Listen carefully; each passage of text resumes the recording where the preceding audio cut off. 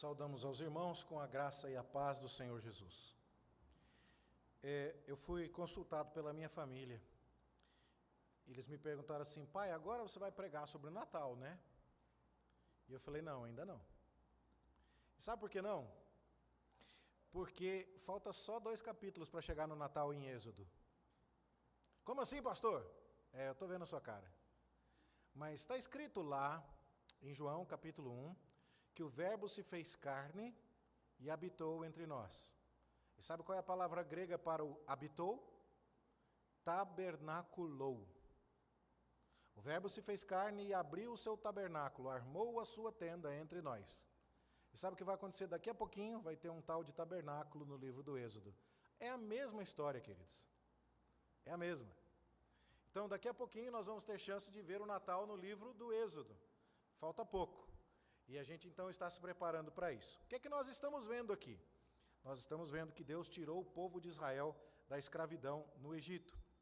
E trouxe esse povo até a montanha sagrada, onde ele havia se revelado a Moisés, o Monte Sinai. Lá, Deus mostrou ao seu povo a sua vontade perfeita, através dos 10 mandamentos. Esse povo se assustou e falou: Moisés, vai você falar com Deus, senão nós morreremos. E aí então Moisés sobe até o monte e Deus dá a ele agora uma série de leis particulares. Os 10 mandamentos são a lei geral, a lei escrita em tábuas de pedra pelo dedo de Deus, contendo os mandamentos morais que são aplicáveis a todos os povos e em todas as épocas. No entanto, quando Moisés sobe ao monte, ele recebe de Deus mais leis, que são conhecidas como leis civis, e que expressavam a aplicação dos princípios dos 10 mandamentos na vida do povo de Israel. É claro que essas leis também têm muito a nos ensinar, e seremos sábios se aproveitarmos dessa perfeição, inclusive para as nossas leis aqui em nosso país. Então, já vimos o capítulo 21, tratando a respeito dos servos, leis a respeito de crimes contra a vida, e agora chegamos ao capítulo 22, onde aprenderemos a respeito das leis de Deus acerca da propriedade.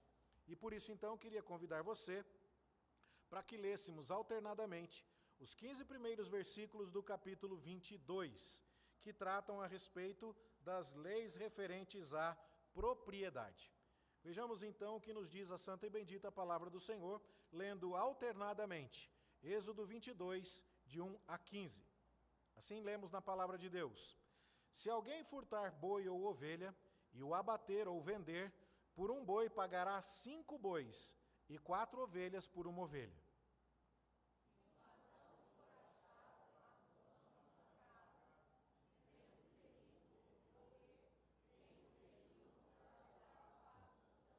Se, porém, já havia sol quando tal se deu, quem o feriu será culpado do sangue.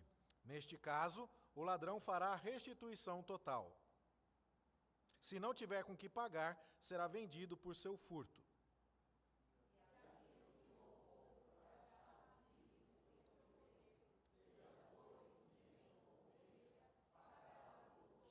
Se alguém fizer pastar o seu animal num campo ou numa vinha, e o largar para comer em campo de outrem, pagará com o melhor do seu próprio campo e o melhor da sua própria vinha.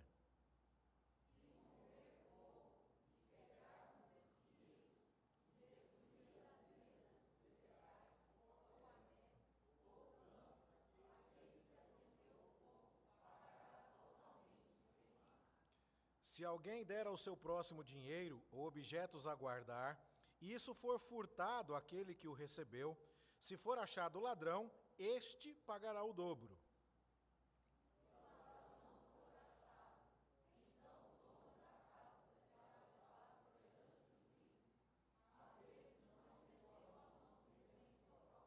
Em todo negócio frauduloso, seja a respeito de boi, ou de jumento, ou de ovelhas, ou de roupas, ou de qualquer coisa perdida, de que uma das partes diz, esta é a coisa, a causa de ambas as partes se levará perante os juízes. Aquele a quem os juízes condenarem, pagará o dobro ao seu próximo.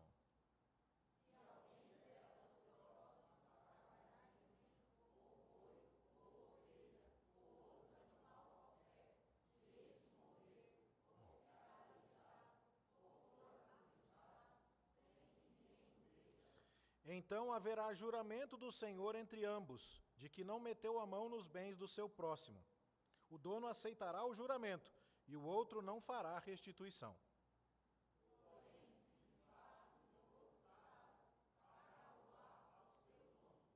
Se for dilacerado, trá-lo-á em testemunho disso, e não pagará o dilacerado.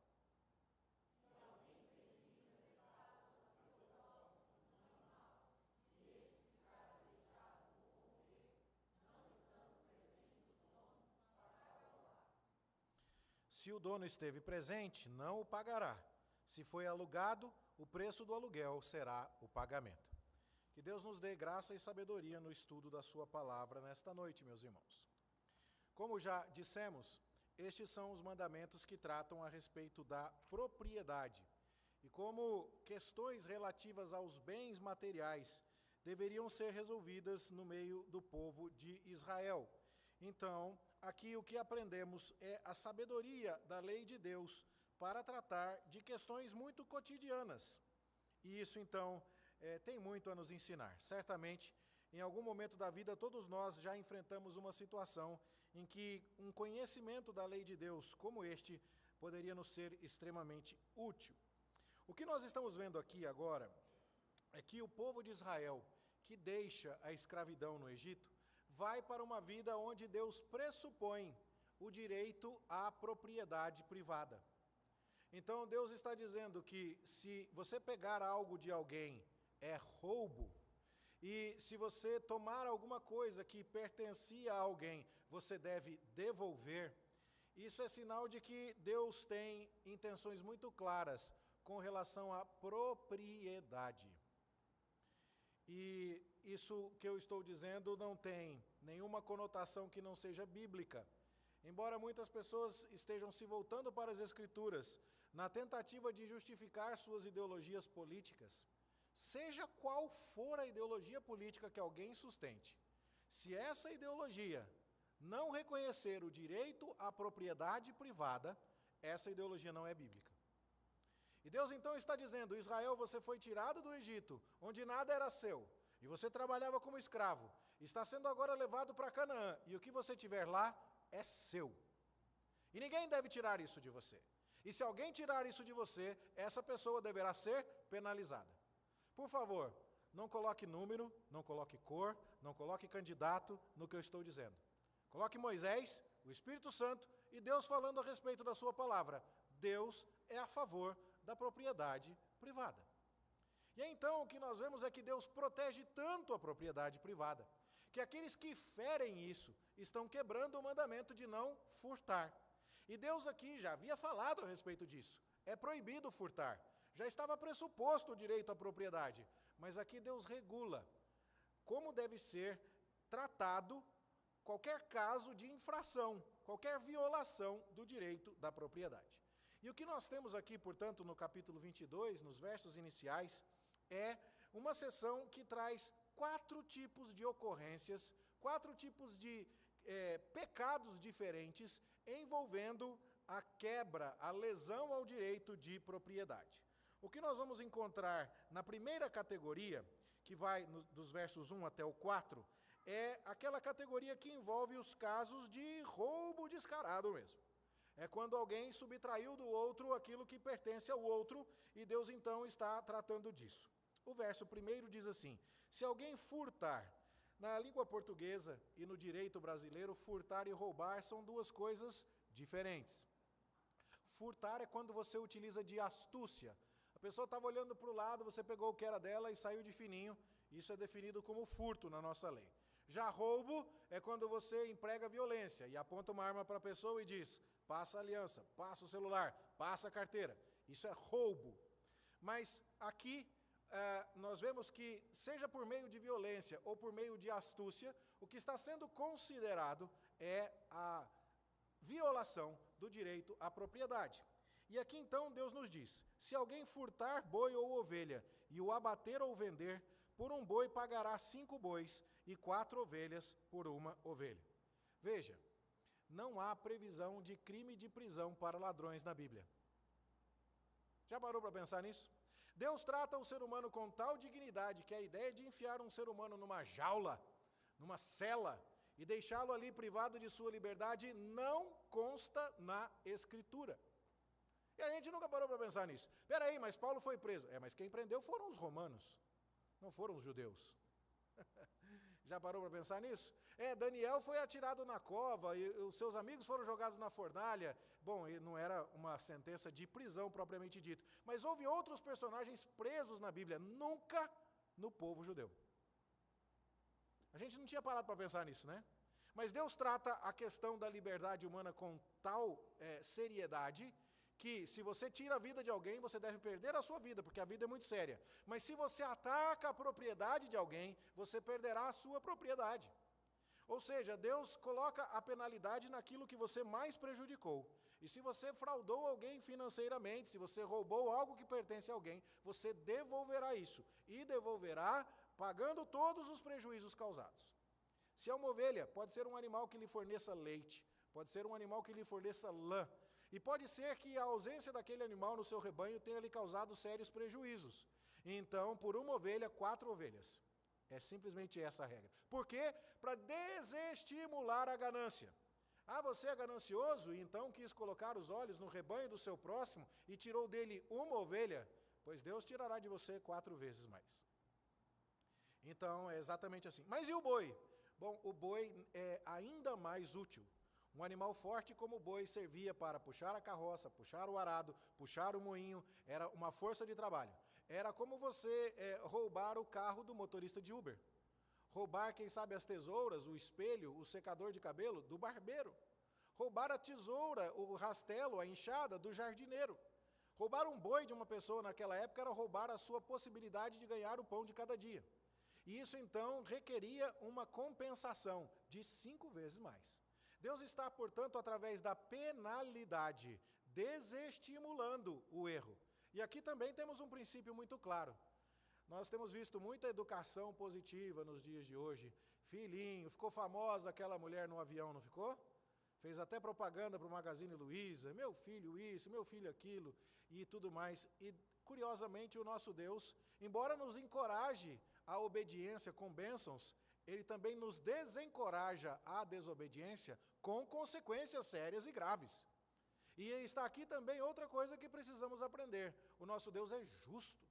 E Ele quer, então, não apenas que aquele que cometeu a violência contra a propriedade de alguém seja desencorajado ao perder exatamente na área em que ele imaginava que ia ganhar, a área dos bens materiais, mas que ele entenda que, diante de Deus, os erros têm as suas consequências e que os danos feitos a outros carecem de reparação. Veja que Deus leva isso tão a sério que no verso 2 é dito assim: se um ladrão for achado arrombando uma casa e sendo ferido morrer, quem o feriu não será culpado do sangue.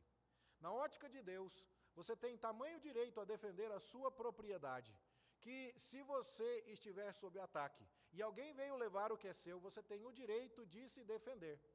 E se não há condições, e a gente vai ver aqui porque eu estou dizendo se não há condições, de identificar o ladrão, de saber se é uma pessoa conhecida ou não, para onde ele está levando o seu animal roubado ou as suas coisas, você tem o direito de se defender. E se por acaso esse ladrão vier a óbito, você não será responsabilizado por isso.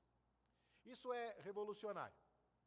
Isso é Deus dizendo: eu quero que o meu povo de Israel saiba que eles são agora livres e são pessoas que têm os seus próprios bens e que a propriedade que eu entrego a esse meu povo para que seja desfrutada por ele na terra de Canaã é de tal modo preservada que aquele que roubar a propriedade de alguém deverá restituir 4, 5 vezes mais. E que se essa pessoa tentar usar de uma tal astúcia que ela tente fazer isso em circunstâncias nas quais não possa ser identificada, o proprietário tem o direito de defender os seus bens a tal ponto que, se no exercício da força necessária para preservar o seu patrimônio, ele vier a tirar a vida de outra pessoa, ele não será responsabilizado.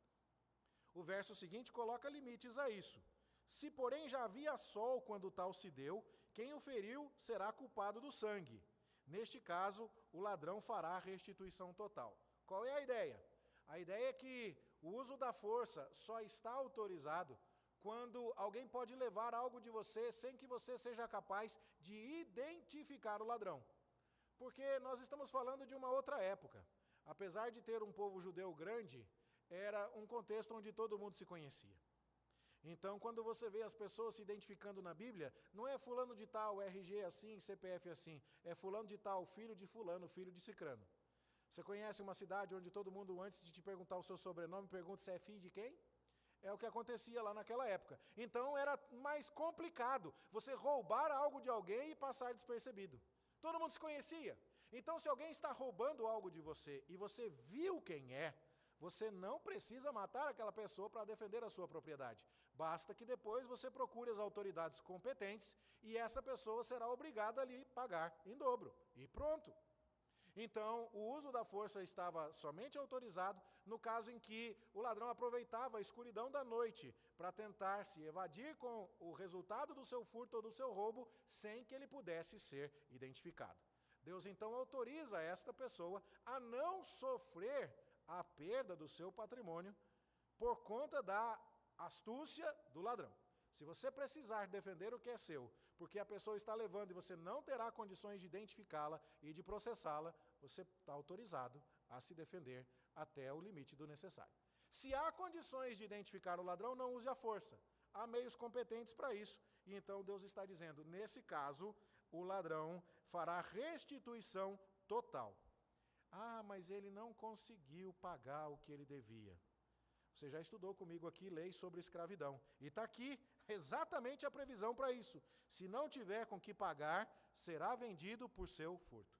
Sabe, queridos, vocês já ouviram alguma história de que algum grande conglomerado industrial decretou falência e os seus executivos venderam as ações da empresa, causaram bilhões de prejuízo mundo afora, contrataram advogados extremamente espertos, cumpriram alguma pena alternativa e foram embora e o dinheiro sumiu e os credores não foram indenizados?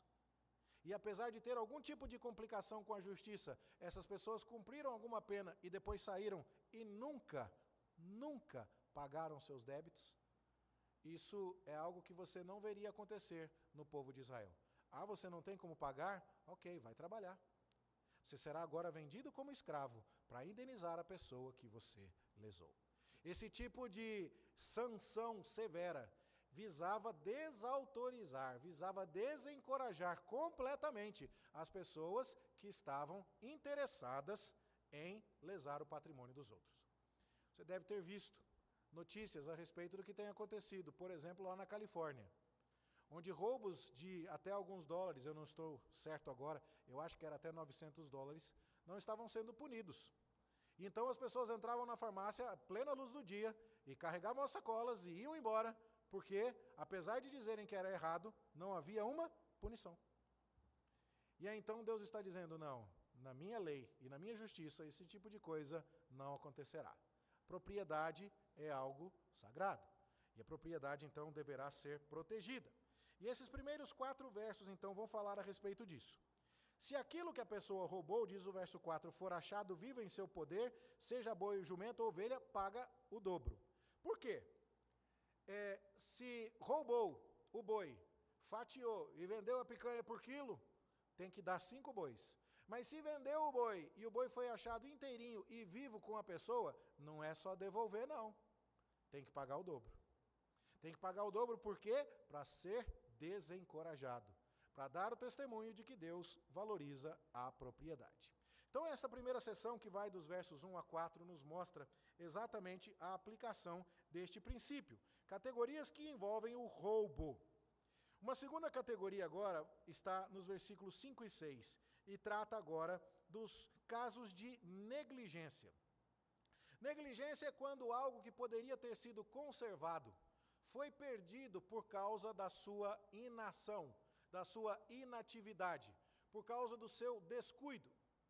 E nós somos chamados a sermos mordomos daquilo que Deus nos confiou. Foi por isso, inclusive, que nós lemos o texto de Pedro nesta noite, dizendo que nós somos despenseiros das coisas que Deus nos confiou. E que então nós cantamos o hino, perdoa-me, Senhor, se eu não usei os meus talentos, se eu não desenvolvi as coisas que o Senhor me deu para a sua glória. É de Deus, está conosco, deve ser usado para a glória do nosso Senhor. Mas nem sempre aquilo que está conosco pertence ao nosso Senhor. uma relação de paridade.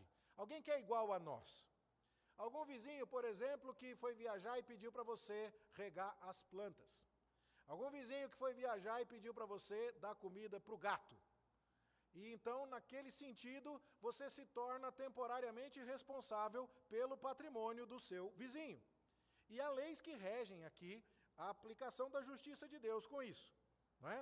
E também casos aqui de pessoas que não olham os seus animais e permitem que eles acabem causando danos às coisas dos outros.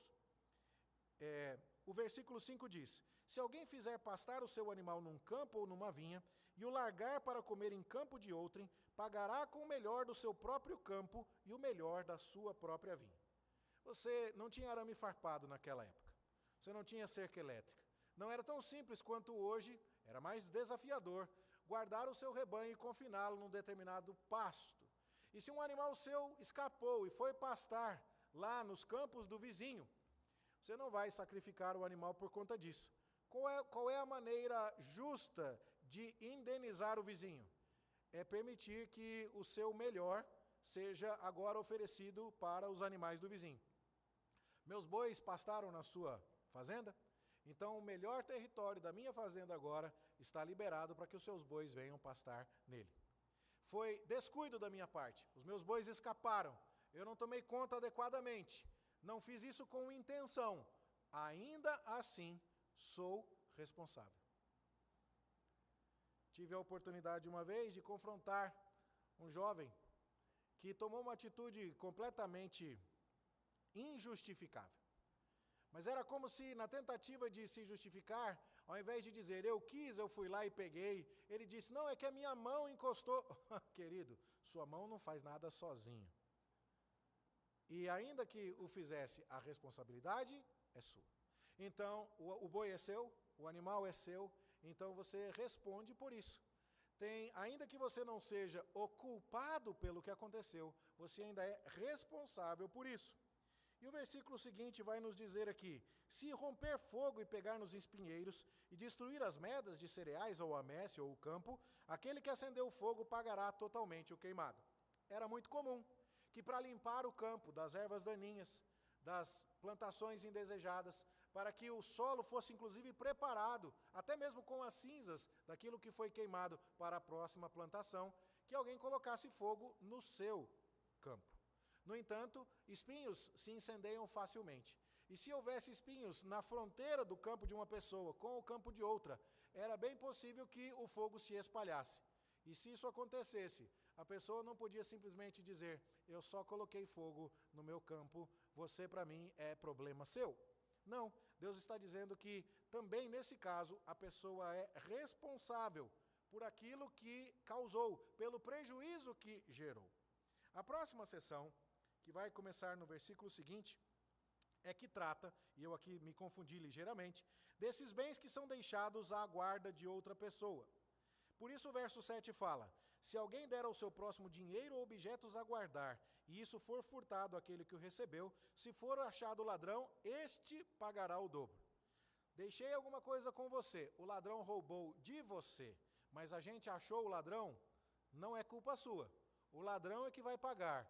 Quanto? O dobro, porque foi achado com ele. Mas o texto ainda avança, se o ladrão não for achado, e agora? Será mesmo que alguém roubou? Conheço histórias de gente que entregou coisas para outros guardarem e pessoas alegaram que foram roubadas, mas não há indícios de que houve um roubo de verdade.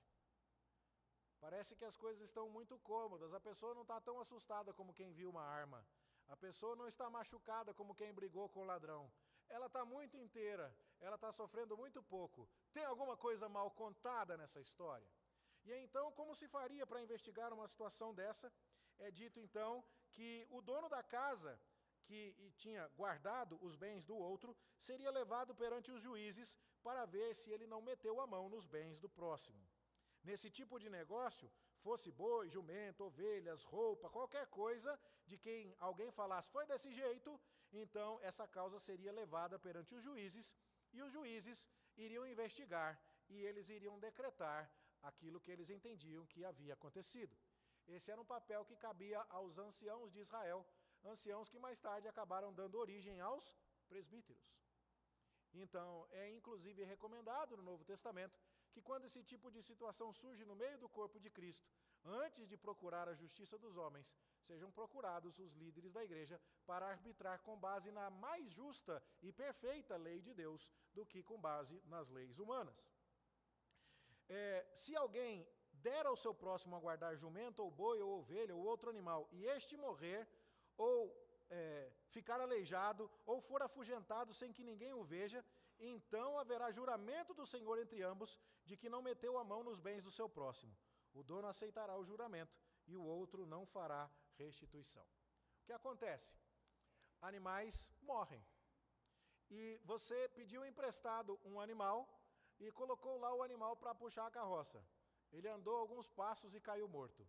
Não foi culpa sua, mas ninguém viu. E agora? E agora você deveria pagar por uma situação como essa? Então, o que Deus está dizendo é, se ninguém viu, você agora precisa invocar a Deus como testemunha. E você vai buscar a proteção de Deus. Como? Atraindo sobre si o justo juízo de quem toma o nome de Deus em vão e jurando. Ou seja, se você já cometeu o pecado de roubar, vai chamar a Deus por testemunha e dizer, eu juro por Deus, e Deus é testemunha de que eu não roubei, você está brincando com fogo. Não seja tolo. Então, esse juramento deveria servir para a pessoa que deixou o seu bem em guarda com o terceiro. Então, os juízes da cidade chamariam a pessoa e diriam, você jura? Você jura por Deus? E essa pessoa diria, juro, ninguém viu. Então agora o dono do animal seria então forçado a dizer, bom, eu entendo que estava na hora do meu animal morrer, ele morreu de causas naturais, não foi o seu maltrato, não foi o seu uso inapropriado do animal, ele morreu porque estava na hora de morrer, então não é culpa sua, você não é obrigado a fazer nenhuma restituição. Mas o texto diz assim, porém se de fato lhe for furtado, pagá-lo-á ao seu dono. Se de fato lhe for furtado, se certamente lhe for furtado, e você vai ter que pagar ao dono, é uma coisa interessante. Por quê? Porque você não tem condições de mostrar ao dono o animal morto. Olha, morreu. Pode olhar aqui, não tem nenhuma facada na carcaça do animal, não tem nenhuma pata quebrada. Ele morreu, não fui eu que usei mal. Ele morreu, eu não tive culpa. Já aconteceu com você de emprestar o carro de alguém e fundir o motor na sua mão? E você estava dirigindo com aquela calma, com aquele medo, com aquela cautela. Não foi culpa sua. Deus está olhando para coisas desse jeito. Eu emprestei uma Kombi uma vez para fazer mudança e arrebentou o cabo do acelerador no meio da 23 de maio, lotada na minha mão. Não foi minha culpa. Pela lei de Deus eu estava livre. Eu quis tanto agradecer a pessoa porque eu economizei tanto dinheiro que eu fui lá e consertei o cabo da embreagem. E o irmão da igreja nem me cobrou, aí ficou melhor ainda.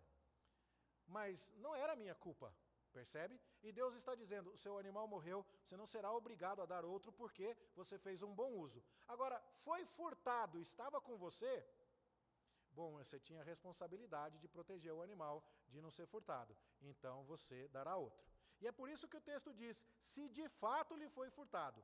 Foi roubo mesmo? Sim. Então, enquanto estava com você, esse animal não morreu, sumiu.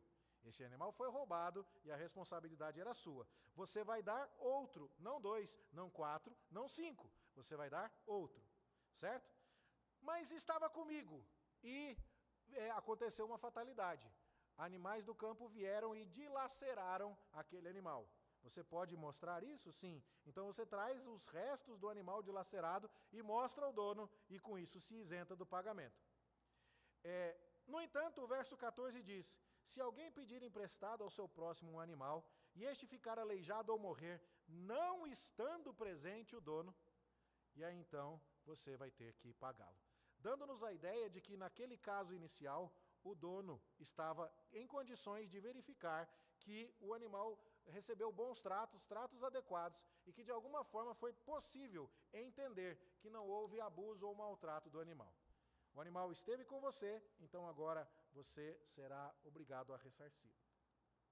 Com essas leis, meus queridos irmãos, o que nós estamos vendo é que Deus está tratando da justiça que deve ser manifesta no meio do povo do Senhor.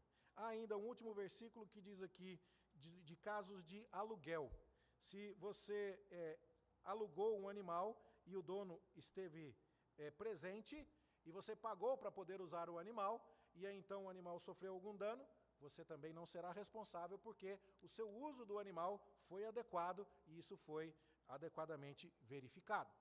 Então, queridos, o que temos aqui diante de nós é a demonstração de que Deus quer que tratemos com respeito à propriedade e que exibamos justiça nas nossas relações envolvendo bens materiais.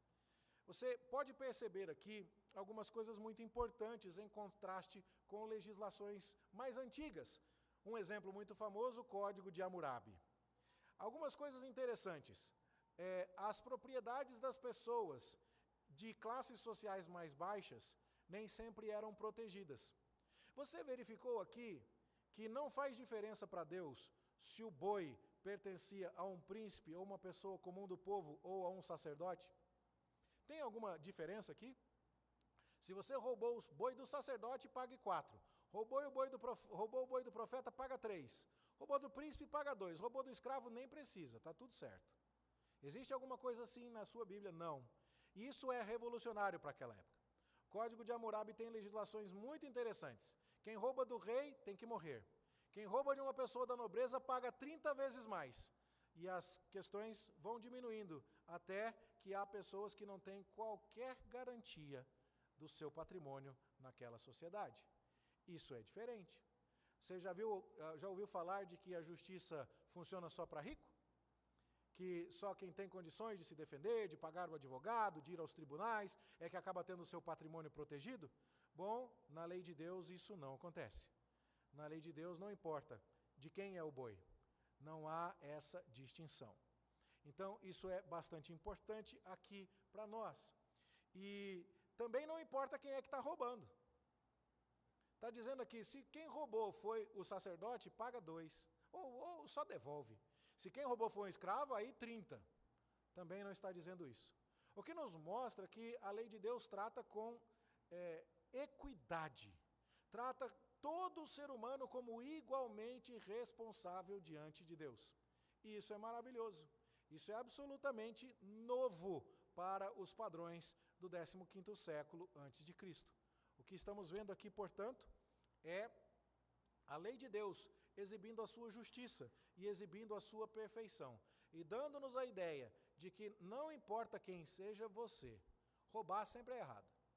E não importa de quem foi que você roubou, você sempre tem que devolver.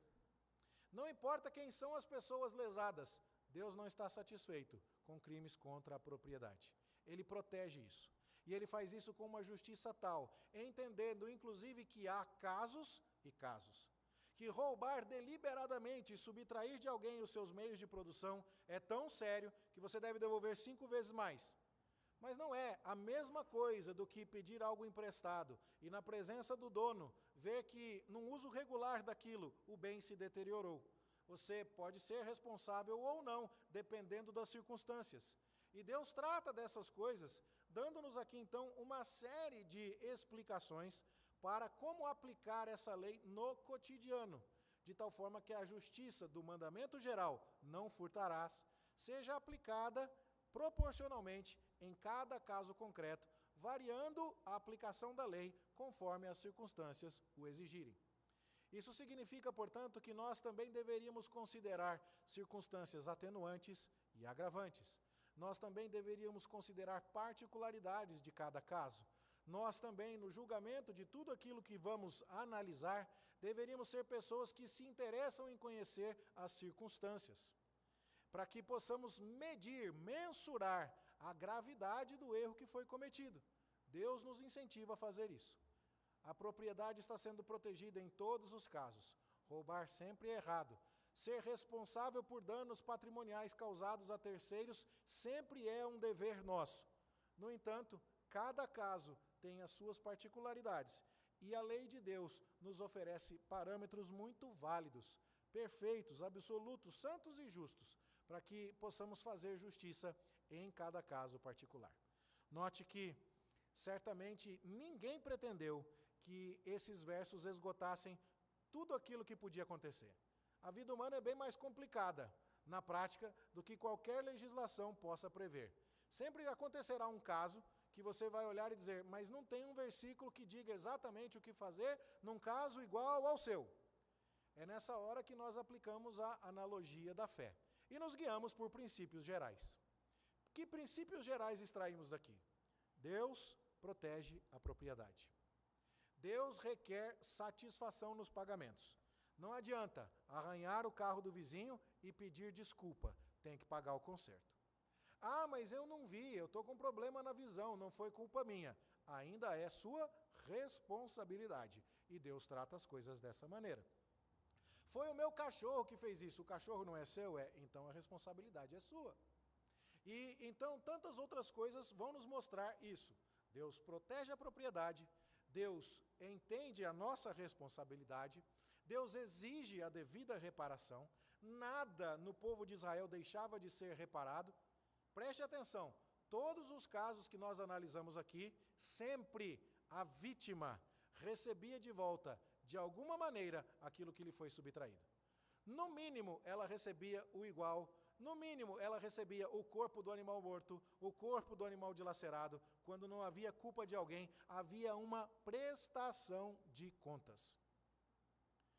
E isso deve nos levar à compreensão de que Deus está realmente interessado na justiça das nossas relações econômicas. Também devemos aprender, não importa quem foi que roubou. Se foi o rei, se foi o sacerdote, se foi o profeta, se foi o príncipe, se foi alguém rico, se foi alguém pobre, sempre será errado. Também não importa de quem foi roubado. Não existe pessoa indigna que não tenha o direito à propriedade e à guarda legítima de seus bens. Isso está claramente estabelecido na Escritura. E por que isso é importante para nós? Porque nós somos chamados a viver uma relação com os bens materiais que glorifique a Deus. Eu me lembro bem, eu estava com a cabeça cheia de coisas. O ano de 2021 foi difícil. No final do ano recebi algumas notícias muito complicadas. E estava assim, nessa época do ano que eu estou agora, trocando as palavras, fazendo algumas confusões, como algumas que já fiz hoje, agora à noite. Minha esposa me disse que hoje pela manhã eu chamei o tesoureiro de conselheiro umas 3 vezes. Isso é canseira, queridos. E aí eu estou numa situação dessa no final de 2021, e sabe o que acontece? Eu dou uma batida mais feia no carro de uma pessoa que estava estacionada. Foi sem querer. Eu olhei para um lado, olhei para o outro, não tinha ninguém na rua. Você já viu o desenho do Pluto? Tem um diabinho num ombro, tem um anjinho no outro, o diabinho soprou, vaza, filho, está em tempo. E eu pensei comigo assim, não, tem alguém que está vendo. E aí então, o que eu fiz? Eu desci do carro, olhei, mas tinha arrebentado o carro da mulher. E eu falei, isso aqui vai ficar caro, meu Deus do céu. Mas como é que eu vou dormir sabendo que eu causei esse prejuízo, que essa pessoa vai chegar aqui e vai encontrar o carro dela desse jeito? E aí então, eu tirei um caderninho lá, coloquei o meu nome, coloquei o meu telefone, falei, desculpa, eu não posso esperar, mas eu bati no seu carro, liga para mim, vou pagar, está aqui os dados e tal. A pessoa demorou uns 5 dias para ligar, e eu confesso para você, falando, será que Deus me abençoou e fez um vento levar aquele papel? Não, Deus não me abençoou desse jeito, não. Ele me abençoou fazendo a pessoa me ligar depois. Era uma enfermeira que estava num turno de enfermagem, trabalhando, e ela falou, nem consegui ligar antes, mas eu fiquei impressionada por isso. E aí, então, o meu seguro cobria danos contra terceiros, eu tive que pagar a franquia. E eu tive que pagar um seguro mais caro no ano seguinte, porque a minha sinistralidade aumentou. Mas eu dormi com a consciência em paz. E uma coisa que foi interessante, eu tive a chance de falar do Evangelho para aquela enfermeira. E ela falou assim, eu conheço, tal, tem uma igreja presbiteriana perto da minha casa. Falei, se você não puder ir à igreja do Jardim América, vá lá nessa igreja e tal. E ela me agradeceu e tudo mais e tal. E tivemos a chance de dar um testemunho. Deus quer que a gente faça isso. Eu estou contando para você aqui coisas certas que eu já fiz. Eu já fiz muita coisa errada também, viu, irmãos? Mas essa, quando eu conto, o povo fica muito impressionado, né? Então tem que tomar cuidado e administrar bem. Graças a Deus, o Senhor me socorreu e me valeu neste caso. É isso que Deus quer que nós façamos, que assumamos as nossas responsabilidades. Já bateram no seu carro e quando você chegou lá não tinha ninguém? não é extremamente desagradável? Nós não somos as pessoas que causaram isso neste mundo. Deus está nos chamando a esse tipo de prática. Deus está nos chamando também a um pensamento e uma posição na cidade, na polis, e nesse sentido, na política, em que defendamos valores de Deus. E note, de novo, por favor, não tente me acusar de estar falando deste ou daquele número, dessa ou daquela letra, desse ou daquele candidato, desse ou daquele partido. Eu estou expondo Êxodo, a palavra de Deus. Deus é a favor da propriedade. Nós não temos o direito, como cristãos, de propor qualquer ideologia política que destrua o direito à propriedade privada. Note, falar isso não significa incentivar o roubo.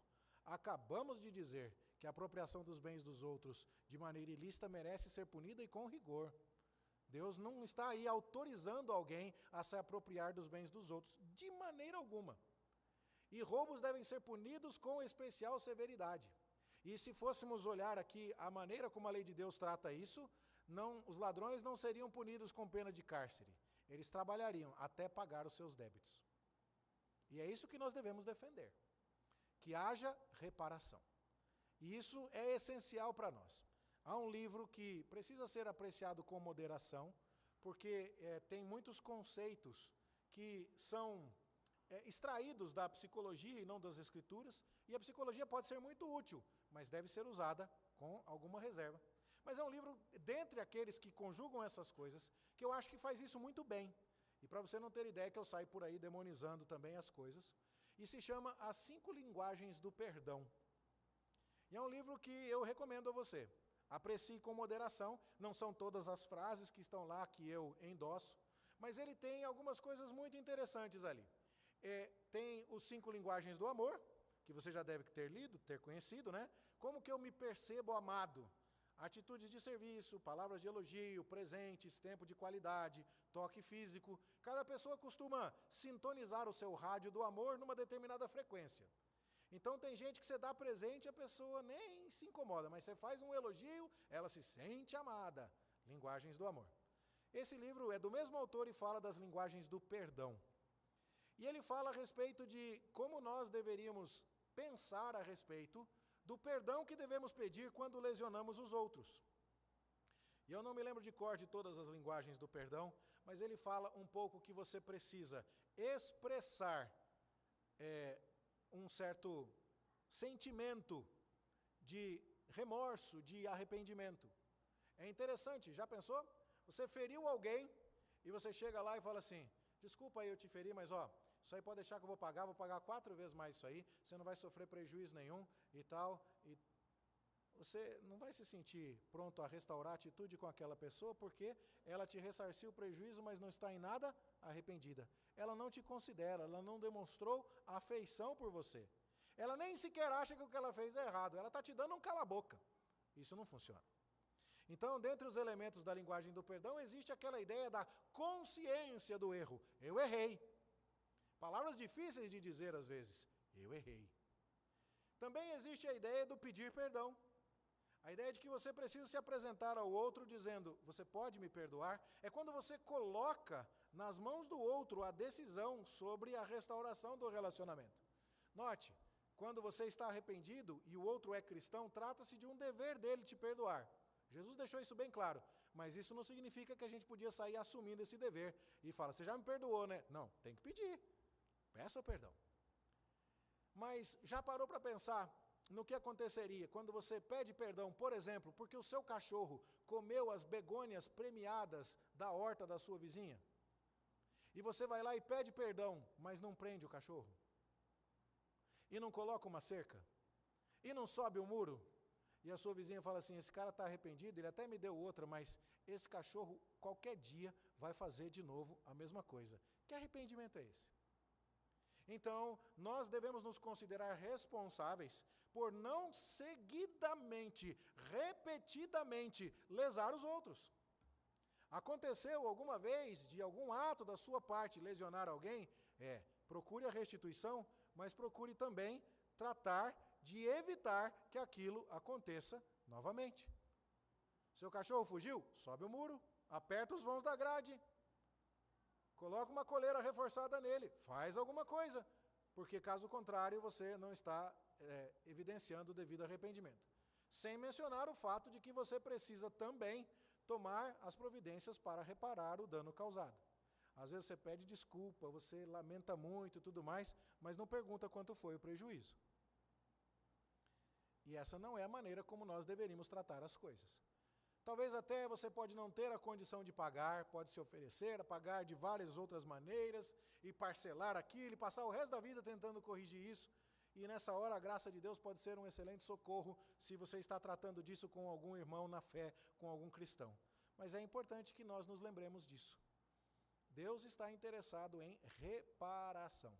Deus está interessado em que assumamos as nossas responsabilidades, em que tomemos providências para que os outros não sejam repetidamente lesados, em que assumamos diante de Deus e do próximo esta responsabilidade com o patrimônio alheio. E isso é evidência de conversão. Nós lemos durante a liturgia o texto de Zaqueu. E Zaqueu era um publicano. O que é isso? É um judeu que, enquanto os judeus estão escravos dos romanos, ele é o responsável por arrecadar impostos. O imperador romano dizia que de determinada província eu quero tanto em ouro, tanto em prata, e então era responsabilidade da província levantar esse valor. O publicano, então, era o fiscal, era aquele que cobrava o imposto, e ele se encarregava de repartir a taxa entre todos para entregar o valor solicitado aos romanos. No entanto, ninguém fiscalizava a cobrança dele. O romano entregava na mão de Zaqueu e dizia, eu quero tanto, se você me entregar, está tudo certo. E o fato de Zaqueu ter se enriquecido nesta função, sugere fortemente que, quando Zaqueu dividiu as contas, ele viu lá que os romanos exigiam R$10 e que tinha 10 cidadãos, e ele, ao invés de pedir R$1 para cada um, pediu 2. E então recebeu 20, pagou 10 para os romanos e 10 foi para o caixa 2. E com isso ele está enriquecendo. E ele está literalmente roubando. E o que nós vemos é que Jesus vem até Zaqueu. E Jesus está passando por Jericó. Jericó é um centro de arrecadação do Império Romano. O fato de Zaqueu ser o maioral dos publicanos em Jericó é extremamente sugestivo. Zaqueu devia ser podre de rico. E agora ele percebe que ele está desagradando a Deus, e nós não temos condições de mensurar completamente isso, mas quando ele fala a Jesus, se em alguma coisa tenho defraudado alguém, nós temos a impressão de que ele já está num processo de conversão e ele já vem mudando de atitude em relação a isso. Mas ele sobe na árvore para ver Jesus, e Jesus diz, eu vou jantar na sua casa. E agora o que Zaqueu vem a dizer é, mestre, se em alguma coisa eu tenho defraudado alguém, eu restituo 4 vezes mais. Da onde foi que Zaqueu tirou a ideia de devolver 4 vezes mais? Êxodo capítulo 22. Mas sabe o que é curioso? Esta legislação era para o caso de alguém que foi apanhado no flagrante. Você foi pego no roubo, então você tem que devolver 4 vezes mais. Existia uma lei para aqueles que se confessaram espontaneamente.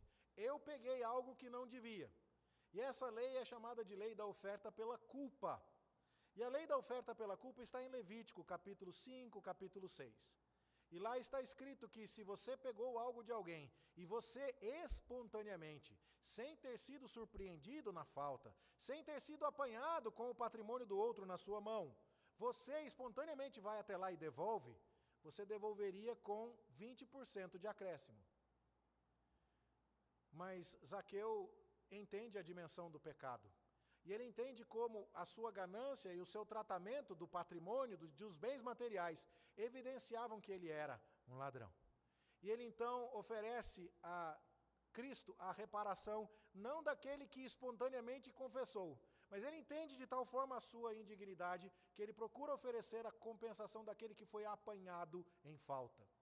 E ao invés de devolver 120%, ele devolve 400%.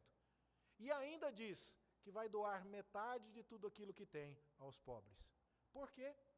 Porque se a lei de Deus dizia que o ladrão seria penalizado exatamente naquilo que ele mais entesourava, que era a área do seu patrimônio, se ele roubou para se enriquecer e agora, para aprender a não roubar, ele vai ser empobrecido, Zaqueu diz: mestre, eu desagradei ao Senhor roubando para ficar rico. E agora, além de devolver e indenizar aqueles a quem eu fraudei, como um ladrão apanhado em flagrante, eu também me desfarei de metade de tudo o que ajuntei, porque eu não quero ser rico para esta vida e ser pobre para com Deus. E é nesse sentido, e nesse momento que Jesus vai dizer: hoje houve salvação nesta casa, porque este homem verdadeiramente é filho de Abraão.